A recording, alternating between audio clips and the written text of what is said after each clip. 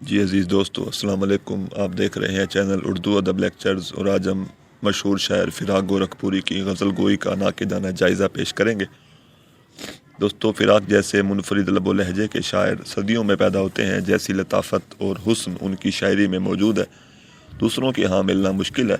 فراق اپنے جداگانہ انداز بیاں کے باعث آخری کلاسیکی اور پہلے جدید شاعر قرار دیے جا سکتے ہیں۔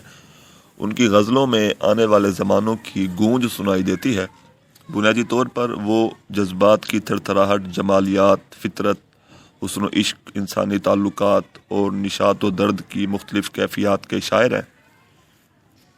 فراق کے بارے میں گوپی چند نارنگ لکھتے ہیں: فراق کی عشقیہ شاعری جنس کی پاکیزگی اور تطہیر کی مثال ہے۔ فراق کی شاعری میں انسانیت کی صدیاں بولتی ہیں۔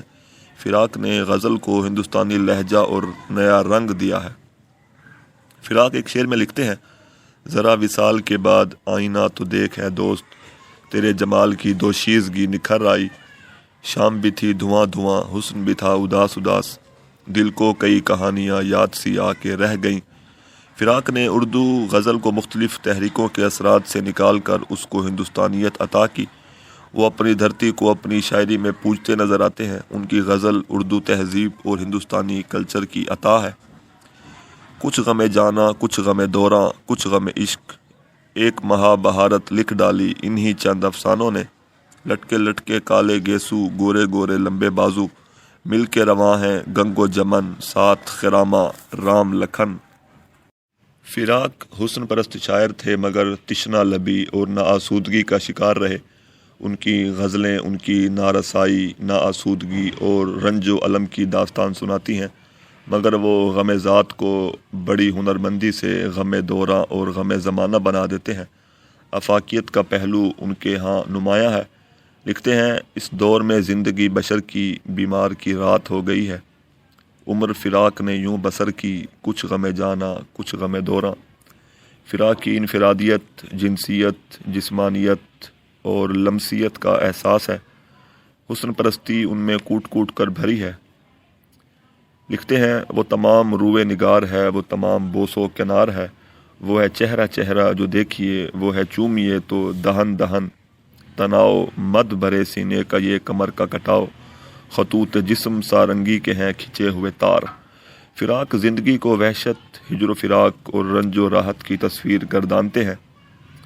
لکھتے ہیں: غم بھی ہے جزو زندگی، لیکن زندگی اشک اور آہ نہیں۔ فراق میر تقی میر کے شیدائی تھے۔ میر کی روایت کو آگے بڑھایا۔ میر ہی کی مانند فراق کے ہاں بھی نرمی، خوش سلیقگی، آہستگی، گرمی اور حلاوت کا احساس موجود ہے۔ لکھتے ہیں: جس کو کہتے ہیں لوگ شیر فراق، میر ہی کا شعار ہے کیا ہے۔ میر کی مانند فراق چھوٹی بحروں میں شاعری کرتے ہیں۔ مثلاً لکھتے ہیں کہ کوئی سمجھے تو ایک بات کہوں، عشق توفیق ہے گناہ نہیں۔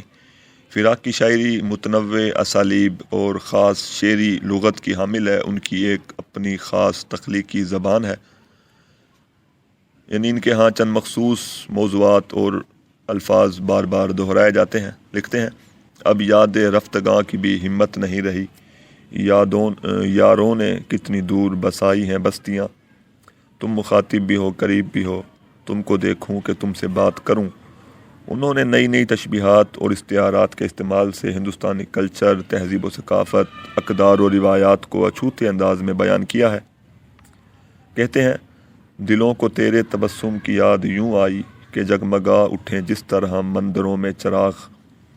سہل ممتنع کے حوالے سے ان کے بہت سے اشعار ضرب المثل کا درجہ اختیار کر چکے ہیں۔ لکھتے ہیں: ہم سے کیا ہو سکا محبت میں، خیر تم نے تو بے وفائی کی۔ ان کے ہاں تازگی، ندرت اور انوکھا پن موجود ہے جو ان کے مزاج کا خاصہ ہے۔ باکمال مشاہدے کے باعث ان کے ہاں امیج سازی کے بھی نمونے ملتے ہیں، یعنی وہ لفظوں سے تصویریں بنانے کے ماہر ہیں۔ لکھتے ہیں: سفید پھول زمیں پر برس پڑیں جیسے، فضا میں کیف سحر ہے جدھر کو دیکھتے ہیں۔